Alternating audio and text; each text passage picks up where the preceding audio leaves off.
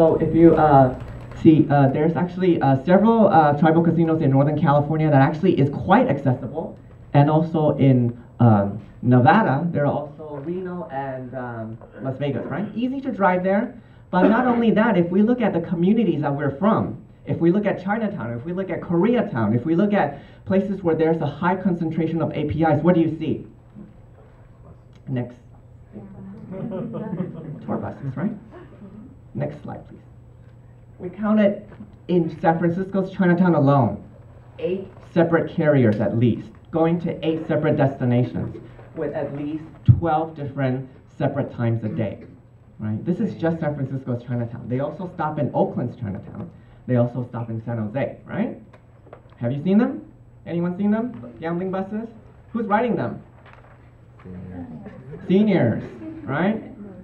From some of these, the people that are getting on the bus, you can kind of see who the casinos are really outreaching to and targeting. Next, please. Southern California has also obviously some of the largest casinos and car rooms are in Southern California, and they're very accessible also. And in light of economic situations, people are staying closer. They're not going to Vegas and Reno. Reno is not doing well, right? Vegas is not doing well. California's casinos are doing just fine. And you guys know what one of the biggest days of revenues for tribal casinos at California's gambling establishment was? Chinese New Year. Chinese New Year. There was also a huge day on August 8th, 2008. 8808. Why? What is that connection to Asians? Lucky number, right? All right, next. Okay.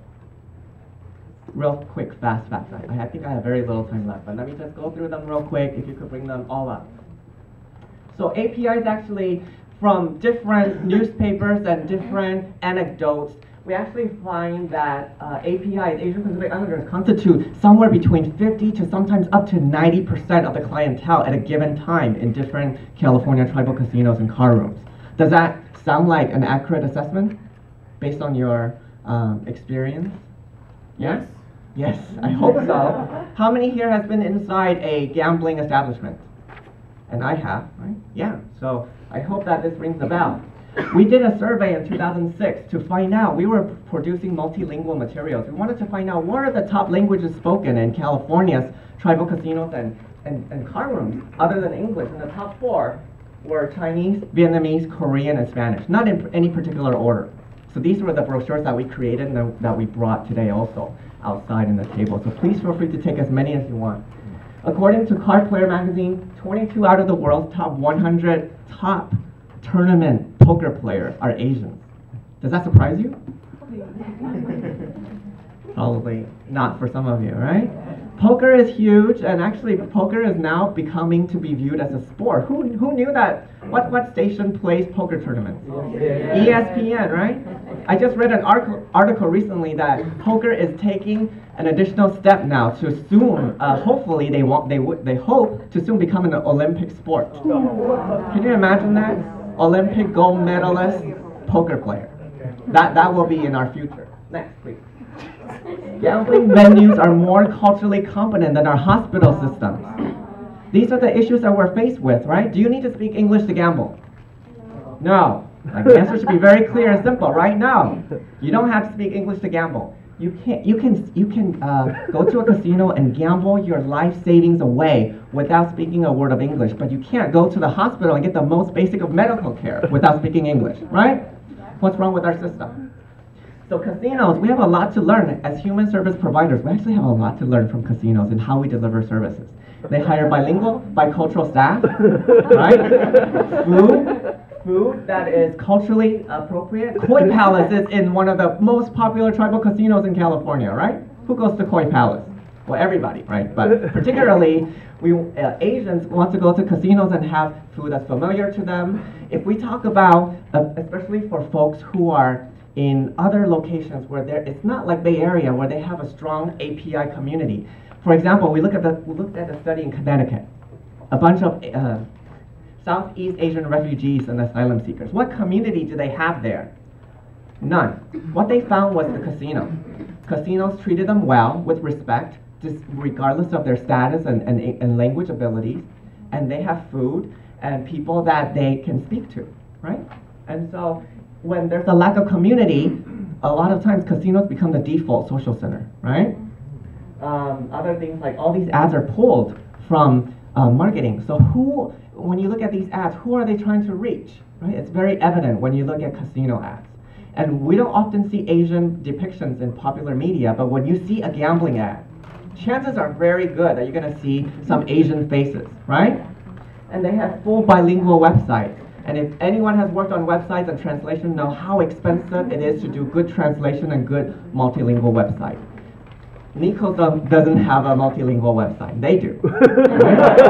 Anki doesn't have a multilingual website, does it? I don't think. The last I checked. And they do. Right? So we have some things to learn. So next, please. This is just going to be real quick. What is problem and pathological gambling? It's pretty much a spectrum. We're really looking at it as a big picture, right? It's not either or. It's not you have a problem or you don't. It's not that you have certain criteria that will, here's where we draw the line. It's really fluid, and people can move within that spectrum, right? On the very end are people we might consider addicts. These are people who actually meet certain diagnostic criteria that certain professionals might consider them addicts or pathological gamblers. But most people in America and in the world can gamble safely and responsibly. Occasionally, we go on family trips, we may overspend, but we can go home and not think about gambling again until the next trip that we're planning. Right? Most people can do it. It's a small percentage. Can you guys guess how many out of Americans, how many percent of people may be considered problem or pathological gamblers? Just throw out some numbers. 10%. 10%. Good guess. That's actually also the rate of national prevalence for alcoholism. It's actually lower than that. It's between. Very good. Did you just cut half? It's between 2 to 5. Right? And the people who are so severe, we consider them addicts. It's actually less than 1%. But in some studies of APIs, we actually find as high as 60%, as high as in our study of Chinese in San Francisco, we found over 20% of rate of pathological gambling. So what is going on here? Next, please. Oops. Skip this one. Just some rates, numbers. You don't need to know it. This is my last, I promise. Just so much good stuff, right?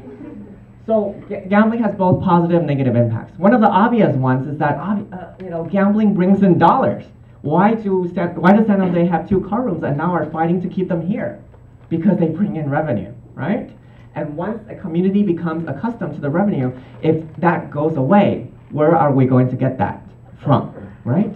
And so not only are people addicted to gambling, governments are addicted to gambling, right? Our state is addicted to gambling. Our city may be addicted to gambling.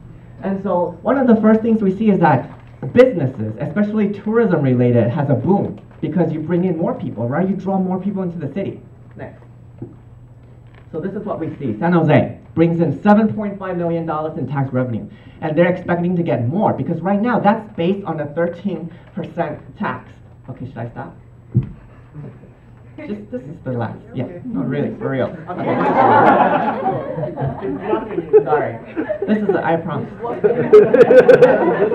So, based on the 13% growth, and they're actually thinking of increasing that to 15%, and giving them also additional slot machines, not slot machines, additional tables, equal to a 25% increase.